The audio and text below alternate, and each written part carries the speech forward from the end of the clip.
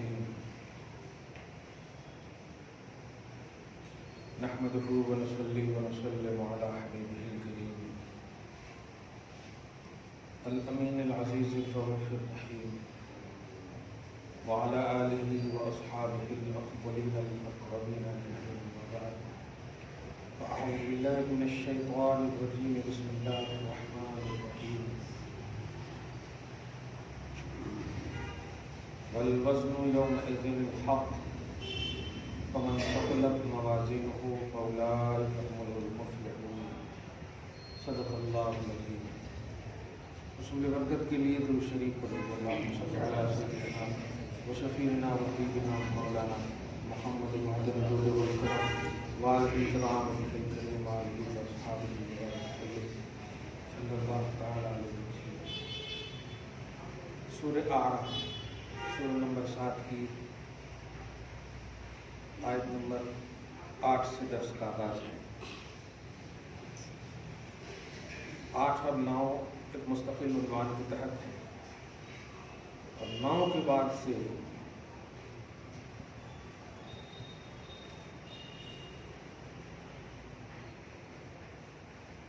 تقریباً 31 آیت تک 20-22 آیت تک ایک عنوان ہے. حضرت آدم علیہ السلام کے حوالے سے فرشتے اور آپ سمجھ کے ہوں گے ابلیس، ان تینوں کا ایک زبردست عنوان ہے. اس لیے وہ جب چھڑے تو دیکھتے ہیں کیا ہوتا ہے. میزان آیت نمبر 8 میں اس کا ذکر ہے. تقریباً دنیا کی ہر عقائد کی کتاب میں، عقائد کی مشہور کتاب جو مدارس اسلامیہ میں آل ورلڈ میں پڑھائی جاتی ہے، سب سے پہلی کتاب ہے شرح عقائد نسفیہ.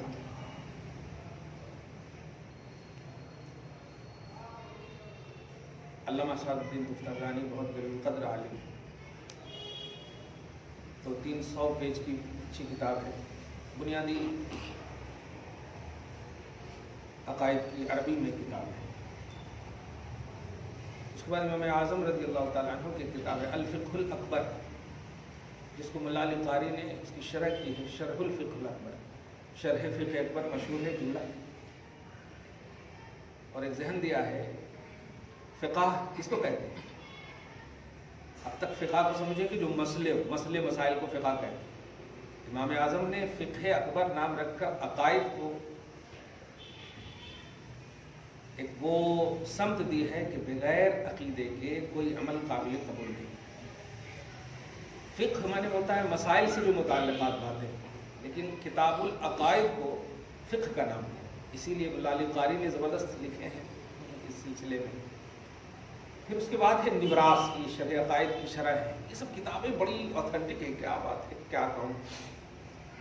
اللہ عمریں عطا کرے کہ موقع مل جائے پڑھنے پڑھانے کا، اور آپ سب کے پاؤں ہاتھ کو سلامت رکھے.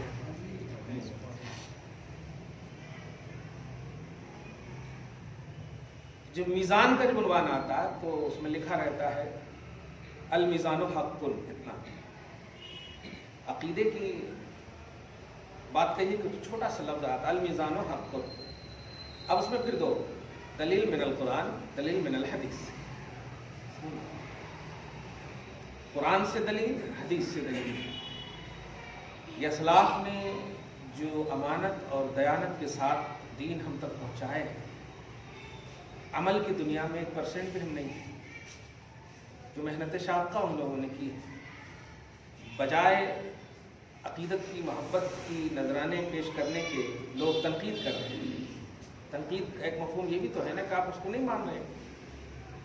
اب امام اعظم جیسی ذات پر بگتیاں کستے ہیں لوگ، جملے کستے ہیں لوگ، معاذ اللہ رب العالمین. بھائی صاحب کبھی سوال ہوا کہ آپ کو سمندر جانتے ہیں؟ ہاں. 4 بھائی ہو آپ اور 4 کونے پر آپ کھڑے ہو اور چاروں کو پیاس لگے، کیا کرو گے آپ؟ ایک جگہ آ کر پیو گے یا اپنی جگہ پر سے پیو گے؟ سمندر کے کنارے پر ہونا، آپ کے سامنے پانی ہے، چاروں کے سامنے پانی ہے. سمندر ایک ہی ہے. یہی ہے امام اعظم، امام شافعی، امام مالک، امام احمد ابن حنبل. سمندر مصطفیٰ میں کھڑے ہیں. کیا بات. لے رہے ہیں. اب آپ جن کے پیچھے ہیں وہ پیئیں گے. اب کوئی ضروری نہیں ہے کہ آپ امام شافعی کے پیچھے ہوں تو امام اعظم سے بھی پی لیں، کوئی ضروری نہیں ہے. لیکن جس سے بھی آپ پی رہے ہیں وہ سمندر مصطفیٰ ہی سے لے کر دے رہے ہیں. بڑی اہم بات ہے، سمجھنے والی بات ہے. کیوں لیں؟ ارے کیوں لیں، مرو پھر. کیا شرارت ہے. اور وہ اوتھینٹک ہے. آپ کو ہمت کیسے ہوئی کہ نبی پاک صلی اللہ علیہ وسلم کی حدیث کو آپ کمزور کہیں؟ یہ حدیث اوتھینٹک ہے. مطلب جو اوتھینٹک ہے وہ آپ کے والد صاحب روایت کیے ہیں، وہ بھی تو نبی کی حدیث ہے نا. اور جس کو آپ کمزور کہہ رہے ہیں وہ کس کی حدیث ہے بتائیے. ایک ذات کی حدیث دو طرح کی کیسے ہو سکتی ہے؟ آپ کی بولی یا تو اچھی ہوگی یا غلط ہوگی.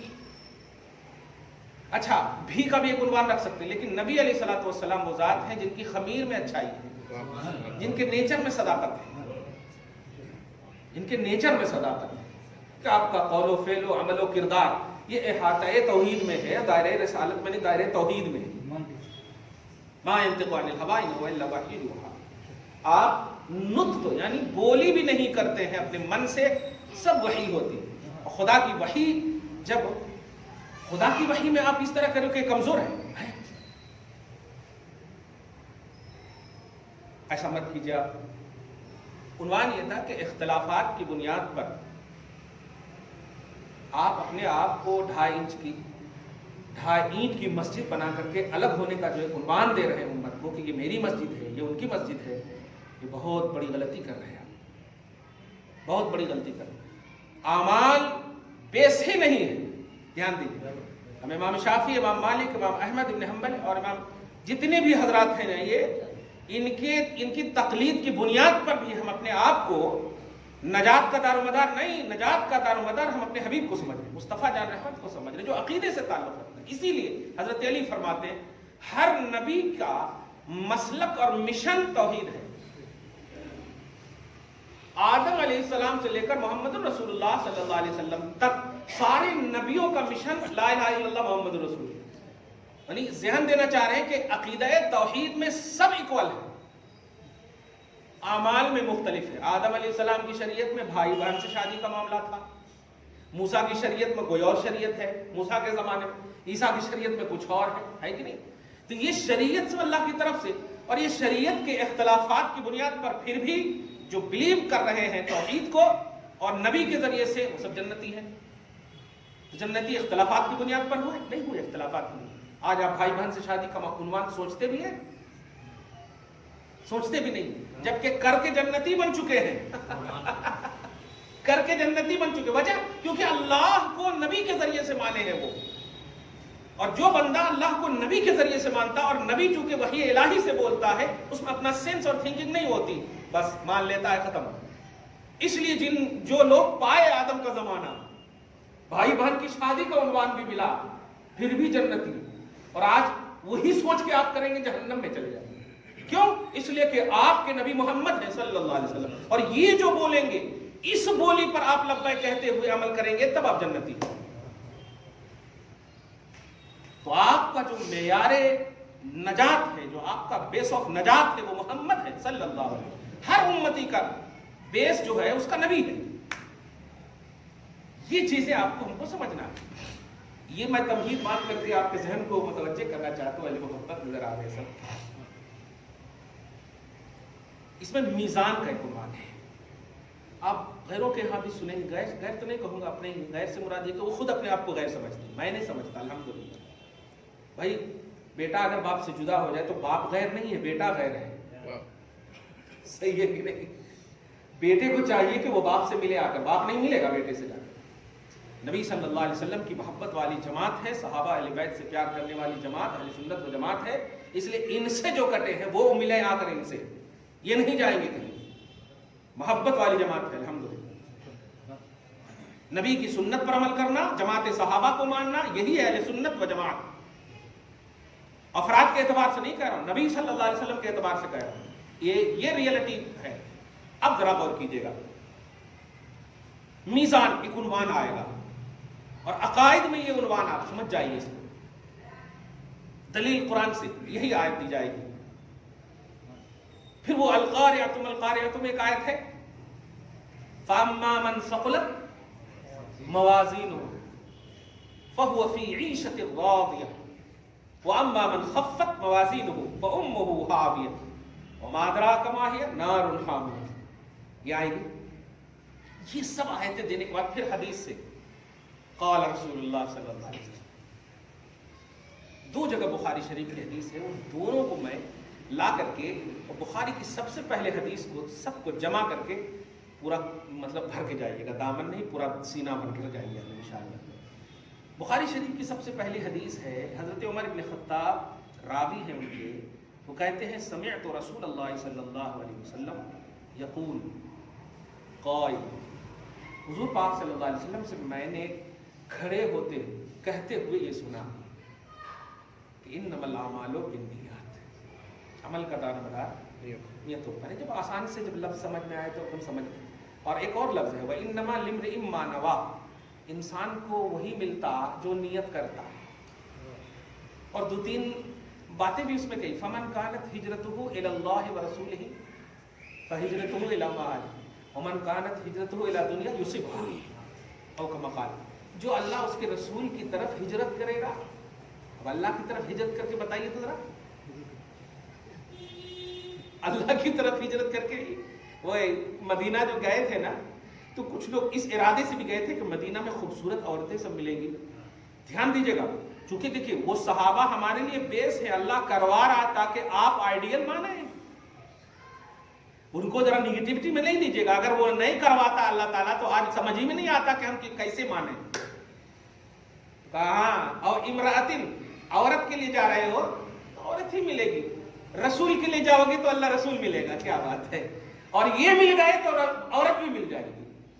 جہاں تک کہ آپ دیکھے ہیں جب مواخات کی بات آئی تھی نا، بھائی چارگی کی آئی تھی نا، حال ہے آپ میرے مطلب ایک باپ کے بیٹے نہیں ہیں، لیکن نبی نے کہہ دیا بیٹا تم بھائی ہو تو حقیقی بھائی کی وراثت ملنے والی ہے۔ حقیقی بھائی جیسے ہوتے ہیں نا ویسی وراثت ملنے والی ہے۔ 5 بیوی کسی کے پاس تھی تو ایک کو کہا دے دو اپنے بھائی کو، کیا بات ہے، اختیارات کی انتہا نظر آ رہی ہے، یار کمال ہے۔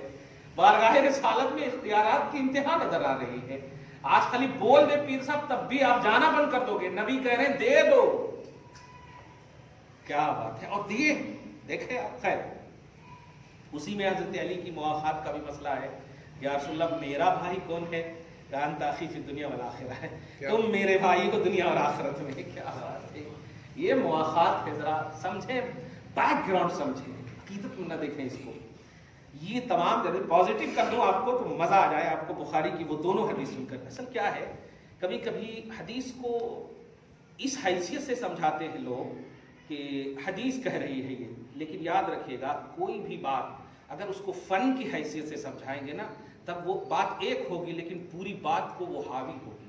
اس کی مثال ایک دم ہے، جیسے ہماری ماں کھانا بناتی ہے نا، 1-2 چاول دیکھتی ہے لیکن پورے چاول نظر آ جاتے ہیں کہ ہو گیا ہے، صحیح ہے کہ نہیں، 1-2 چاول ایسے کرتے ہیں۔ سیم ایسے ہی اچھا ٹیچر وہی ہے جو فن کی حیثیت سے پڑھائے، فن کی حیثیت سے۔ آپ تفسیر پڑھا رہے ہیں تو آپ یہ نہیں دیکھیے کہ امتحان کیا ہونے والا، بس یہ دیکھیے کہ یہ ہے قالا، اب یہ لفظ قالا ہے، اب قالا ترجمہ کر دیں گے اب اللہ کے رسول صلی اللہ علیہ وسلم نے فرمایا۔ اب اگر ترجمہ یہ کریں کہ رسول اللہ صلی اللہ علیہ وسلم کا قول ہے، اب یہاں پر قالا اور قولا میں کیا فرق ہو گیا، یہ فن کی حیثیت یہ ہے۔ خیر ادھر نہیں جا رہا ہوں، میں بتانے یہ جا رہا ہوں کہ بخاری شریف کی آخری حدیث کو پوری دنیا میں مشہور کیا جا رہا ہے، صحیح ہے، اور پوری دنیا جانتی ہے کہ آخری حدیث کیا ہے، کچھ نہ کچھ تو جانتی ہے، لیکن میں کہتا ہوں کہ وہ آخری حدیث کا ایک حصہ بیچ میں بھی ہے، بخاری کے بیچ میں بھی ایک حدیث ہے ویسے ہی، تو پھر وہ آخری کا اب وہ انفرادی عنوان تو نہیں رہے گا نا، کیونکہ بیچ میں بھی اس کا ذکر آ گیا تو پھر انفرادی عنوان نہیں رہے گا نا، تو مشترک ہو گیا نا۔ ہاں ایک حدیث 2-3 جگہ ہو تو اس کو مکرر بولتے ہیں، بار بار، ہاں، لیکن پھر بھی عظمت حاصل ہے آخری حدیث کو اور پہلی حدیث کو۔ پہلی حدیث میں ہے کہ عمل کا دار و مدار، تو اس کا کیا مطلب ہوا کہ عمل اور نیت دونوں میں علیحدگی ہے، دونوں ایک، عمل کا دار و مدار نیتوں پر ہے. ایک دم کلیئر بات. آپ کا بیٹھنا ہمارے درس پر موقوف ہے. نہیں اگر ہوتے درس تو آپ چلے جاتے ابھی. یہ فرق ہے. دیکھیے آپ, عمل کا دار و مدار نیتوں پر ہے. نیت کا دوسرا لفظ ہے عقیدہ. عقیدہ عربی میں باطنیت کو بولتے ہیں, ربط القلب کو بولتے ہیں. نیت دل کے ارادے کا نام ہے. آپ لوگ بھی یہ جانتے ہیں نیت دل سے کر لینا, چل ہو گیا, 4 رکعت نماز پڑھ رہے ہیں, ہو گیا. منہ سے بولے تو افضل ہے. عمل کا دار و مدار نیت سے ہے, نیت پر ہے. مر زبان میں جیسی نیت ویسی برکت. یہ بات مجھے سمجھانا ہے. اللہ تعالیٰ سمجھا دے, آپ کے دلوں میں ڈال دے, ہمارے دلوں میں بھی ڈال دے. حدیث کے الفاظ سنیے, کتابوں کے انبار لگا دیا ہے ان لوگوں نے. میزان, یہ کرو گے وہ ہوگا, یہ کرو گے وہ ہوگا, یہ کرو گے وہ ہوگا. بڑا مزہ ہے سننے میں, کیا بات ہے. ابھی دیکھیے نا, درود شریف ایک مرتبہ اگر آپ پڑھے اور 10 نہیں کیا, 10 نظر دے, 10 گناہ واہ کر لیتے میں ٹھیک پوائنٹ تھی. لیکن نہیں, آپ سمجھیے ان باتوں کو جو میں بتانے جا رہا ہوں. کہ اللہ پاک نے عمل کی کوانٹیٹی میں دوسری امتیوں کو تو سامنے رکھا, لیکن اس امت سے کیا چاہتا ہے اللہ. بنی اسرائیل میں کئی ایسی روایتیں آپ کو ملیں گی جو عمل کی بنیاد پر بخشش کا ایک عنوان ہے. بخاری شریف میں 25ویں پارے میں ایک عنوان ہی ہے, حدیث الغار. 25واں پارہ ہے, 30 پارے اس میں بھی ہیں, اسی لیے قرآن کے بعد درجہ ہے ان کا, سمجھ رہے. حدیث الغار. 10 جنے جا رہے تھے, آسمان کو پہاڑ ان کے اوپر یہ ہو گیا بارش کی وجہ سے وغیرہ, تو عمل کا وسیلہ دیے. اس کو آج بھی سعودی عرب میں جائیے گا, ہاں نیک عمل کرو, اس کے وسیلے سے بخشا جا رہا. جاؤ نا قوم بنی اسرائیل میں پھر جاؤ. تم نے یہ تو دیکھ لیا کہ بخاری شریف میں اس کا ذکر ہے, لیکن یہ نہیں دیکھا کہ عنوان بنی اسرائیل ہے. کچھ سمجھ رہے آپ؟ بند کیجیے اس کو. درود شریف پڑھیے, اللہم صلی علی محمد وعلی آل محمد. تو یہی چیز جو مس یوز اور مس گائیڈنگ کا جو معاملہ آ رہا ہے یہیں پر آ رہا ہے. لے لیا انہوں نے, ہاں عمل بالکل ہو گئے. یہ نہیں دیکھا آپ نے عمل کا جو بیس تھا وہ کیا تھا. عمل کا بیس کیا تھا؟ عمل کا بیس خود ایمان ہے. عمل کی وجہ سے بخشے گئے, یہ صحیح ہے, یہاں تو دیکھ لیا آپ نے. لیکن عمل کا بیس یعنی عمل کو جو بخشش کے قابل بنایا وہ ہے ایمان. جملے پہ غور کریں آپ. عمل کو بخشش کے قابل, بخشے جانے کے قابل یا وسیلہ بننے کے قابل جو بنایا وہ چیز ہے ایمان. اب سمجھیے آپ اس بات کو. میزان کے حوالے سے 2-3 حدیثیں آپ کے پاس پیش کر رہا ہوں. سب سے پہلی حدیث اسی آیت کی تفسیر میں آپ دیکھیں گے تو میں نے شاید بتایا بھی کسی موقع سے, حضرت داؤد علیہ السلام اور دوسری بات حضرت موسیٰ علیہ السلام بھی ہے. جب حضرت داؤد علیہ السلام نے میزان کو دیکھا, دیکھیے گا. اچھا یہاں پر بھی ایک نقطہ دے رہا ہوں. داؤد علیہ السلام نے کس کو دیکھا؟ میزان کو دیکھا. کس نے؟ داؤد علیہ السلام نے. اس کا مطلب یہ ہوا کہ ایک عام نبی کی آنکھ سے میزان بھی چھپا ہوا نہیں ہے. یہ جو وسعت ظرف ملتا ہے نا, یہ ملتی ہے, یہ محبت کی بنیاد پر ملتی ہے. داؤد علیہ السلام ہے, اللہ پاک نے میزان ان کو دکھایا. اب آپ بتائیے محمد کو کیا کیا نہیں دکھایا ہوگا. کیا بات ہے صلی اللہ علیہ وسلم. جب دکھایا تو حضرت داؤد علیہ السلام, حضرت موسیٰ علیہ السلام غش کھا گئے اور کہنے لگے, اے اللہ اتنا بڑا, مشرق و مغرب کا ایک جملہ ہے, پورے مشرق و مغرب کے برابر اتنا بڑا میزان, اور تیرا فرمان ہے کہ جو میزان کو بھرے گا وہی کامیاب ہوگا. اتنا بڑا بھرے, گھر کے برابر بھی نہیں کہ بھر سکے, پورے مشرق و مغرب کے برابر میزان ہے. کون بندہ ہے جو تیرے میزان کو بھر سکے گا؟ بطور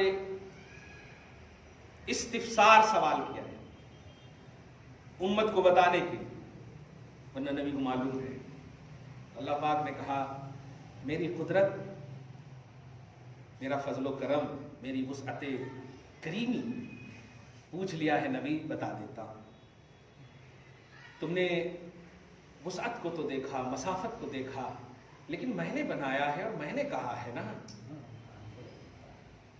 سنو, اخلاص اور للہیت کے ساتھ اگر کوئی کھجور کا کی ایک گٹھلی بھی اللہ کی بارگاہ میں دے گا, یہ پورا میزان میں بھر دوں گا. کیا بات ہے. کھجور اللہ کی رضا کے لیے آپ نے دے دیا، اے اللہ میرے پاس بس یہی ہے، مگر اللہ میں اسے بہت پیار کرتا ہوں، مجھے ضرورت ہے، لیکن سامنے والے کو تیری خوشی کے لیے کھلا رہا ہوں، کیا بات ہے۔ اللہ پاک فرماتا ہے کہ یہ پوری جو وسعت دکھ رہی ہے نا میزان کی، میں اسے بھر دوں گا۔ تو کس چیز نے اس گٹھلی کو، گٹھلی نے نہیں، یہی چیز ہے، گٹھلی نے نہیں اپنے آپ کو قابل بنایا، کس چیز نے بنایا؟ وہ تصور رضائے الہی نے، اللہ کی خوشنودی کے خیال نے اس قابل بنایا۔ اصل چیز کیا بنی؟ رضا۔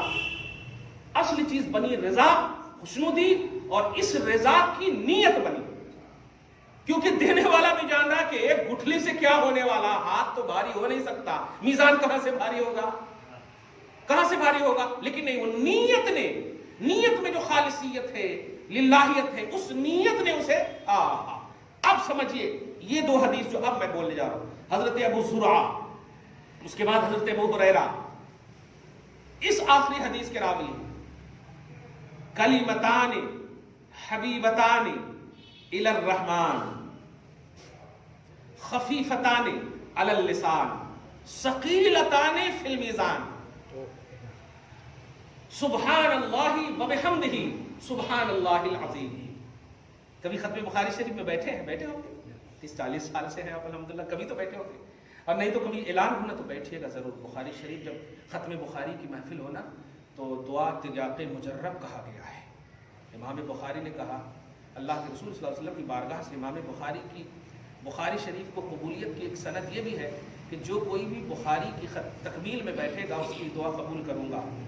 نبی نے یہ بھی بخاری شریف کی مقبولیت ہے، اس لیے بھی تریاق مجرب کا عنوان دیا گیا ہے۔ تو کبھی موقع ملے تو الحمدللہ، اسی لیے رائچور وغیرہ میں جب بھی ختم بخاری کا معاملہ آتا تو اعلان کرواتا تھا کہ حضرات ضرور تشریف لائیں، تکمیل ختم بخاری کا کبھی بھی عنوان ہو، بیٹھے اور دعا کو ایک دم قبول ہوتی ہے۔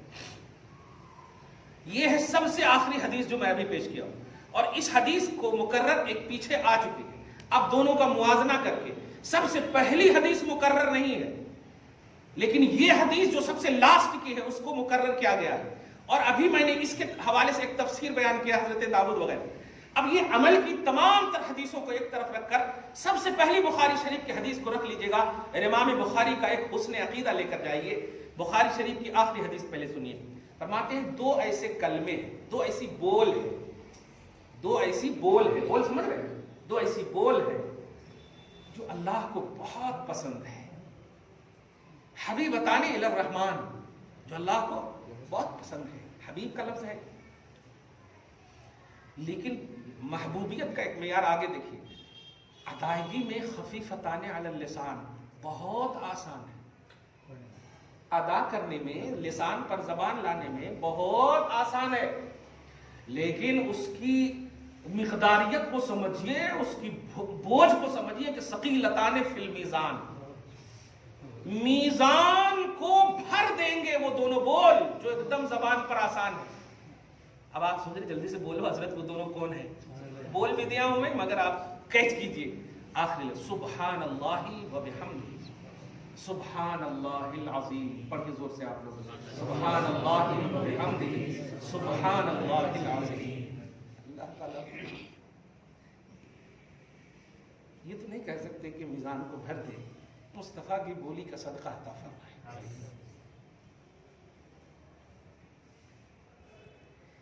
ہم بولی سے پیار کرتے ہیں،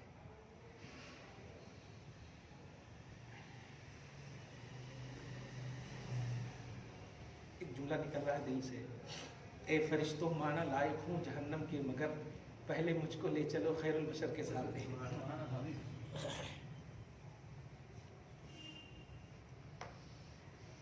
میزان کو بھر دینے والے عمل ہیں، سبحان اللہ وبحمدہ سبحان اللہ العظیم۔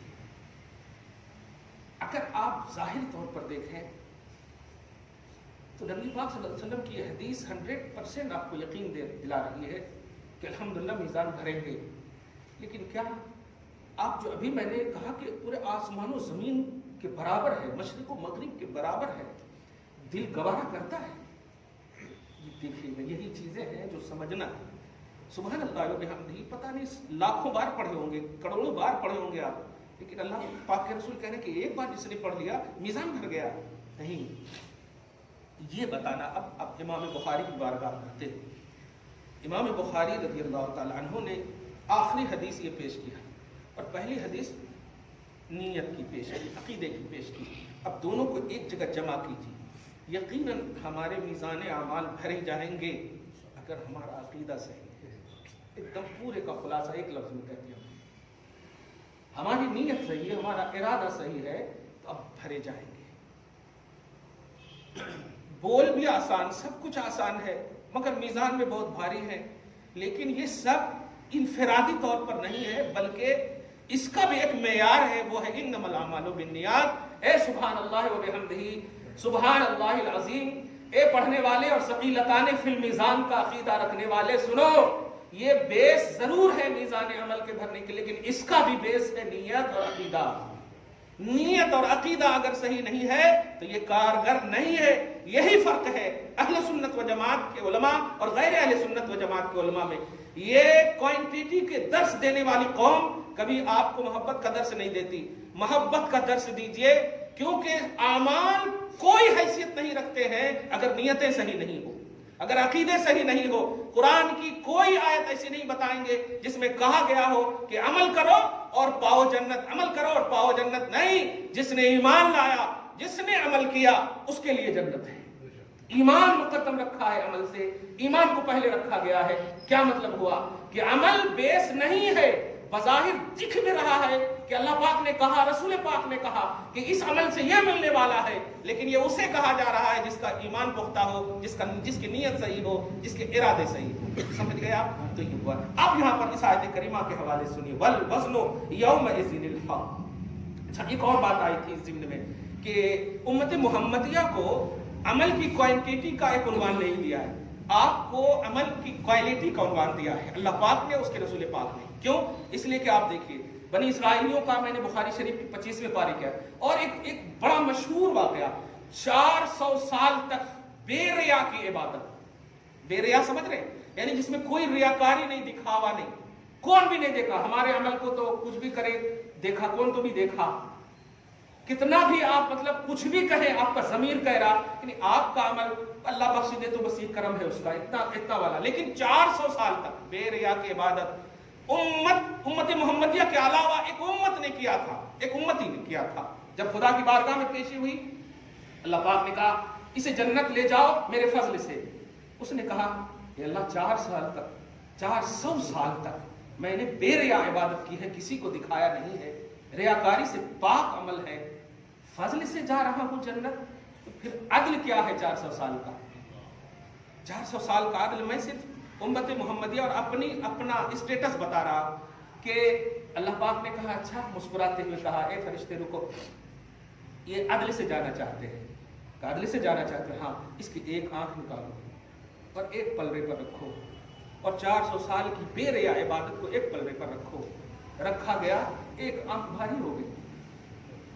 400 سال کی بے ریا عبادت کام نہ آئی. اب بتائیے دوسری آنکھ, پھر ہاتھ, پھر کتنے وجود جو نعمتوں کے اللہ پاک نے ان کو دیے ہیں, اگر وہ سب تولا جاتا تو کیا ہوتا. مگر ان روایتوں سے آپ کو ایک ذہن دیا اللہ پاک نے کہ تم کوانٹیٹی سے جینے والی قوم نہیں ہو, تم مصطفیٰ کے حوالے سے جیو, عمل کرتی رہو. دھیان دینا, عمل کرتی رہو. یہ رننگ آف لائف ہے ضرور, لیکن تیری توجہ میں تیرا نبی ہو, تیری توجہ میں تیرا مصطفیٰ ہو. اسی لیے صحابہ کرام عمل کرتے تھے, لیکن اس عمل کی مقبولیت کی گارنٹی مصطفیٰ کو سمجھتے تھے. اور قرآن پاک نے کئی موقعوں سے ان صحابہ کرام کو جا بجا حکم دیا ہے. کئی ایسی آیتیں آپ دکھائیں گے کہ مصطفیٰ جو کہے اس کو مقدم رکھا کرو. تمہاری مطلب یہ کہ دیری کرنے, ایک آیت تو ایسی ہے جو صحابہ کرام کو ڈانٹ دیا اللہ پاک نے, ان الذین ینادونک من وراء الحجرات اکثرهم لا یعقلون. میرے حبیب کے گھر میں پاک فرشتے آنے کے لیے ترستے ہیں, پاک فرشتے آنے کے لیے ترستے ہیں. اور اے صحابہ کرام کی جماعت, تم میرے حبیب کے دروازے پر سرگوشیاں کر رہے ہو, آواز کر رہے ہو. دروازے کے باہر سے آواز مت دینا, مصطفیٰ کو تکلیف ہوگی, اور یہ میں برداشت نہیں فرماؤں گا. جملہ ان الذین ینادونک من وراء الحجرات, اے حبیب جو آپ کو حجرات کے باہر سے پکاریں گے وہ بے عقل ہے، اس کو عقل نہیں ہے، اس کی عقل ختم ہو گئی۔ کس کو کہا گیا؟ کافروں کو نہیں کہا گیا ہے، صحابہ کرام کی جماعت ہے، ان کو کہا گیا جو فائز المرام ہے رضی اللہ عنہم ہے۔ کیوں کہا گیا؟ یہ ہے قرآن پاک کا پیمانہ۔ تو ہم کرتے چلے جائیں عمل، یہ ہماری زندگی ہے، لیکن ہمارا مقصد یہ نہیں ہے، ہمارا مقصد مصطفیٰ ہے۔ اسی لیے قرآن پاک میں کہیں بھی دیکھیں گے آپ عمل کے حوالے سے فَيُنَبِّئُكُم بِمَا تَعْمَلُونَ إِلَى اللَّهِ مَرْجِعُكُم جَمِيعًا إِلَى اللَّهِ وَإِلَيْهِ الْمَآبُ وَإِلَيْهِ الْمَرْجَعُ۔ یہ سب جملے ہیں، یعنی تم جو کر رہے ہو نا یہ کرتے کرتے چلے جاؤ، تمہیں ہم خبر دیں گے، تم لوٹو گے میری ہی طرف۔ لا مقصود الا سوا، لا موجود الا سوا۔ تم کتنے 70 سال 80 سال تک بھی اپنے وجود کی دنیا میں رہے، لیکن اللہ پاک کہہ رہا نہیں تم موجود نہیں تھے، میں موجود تھا۔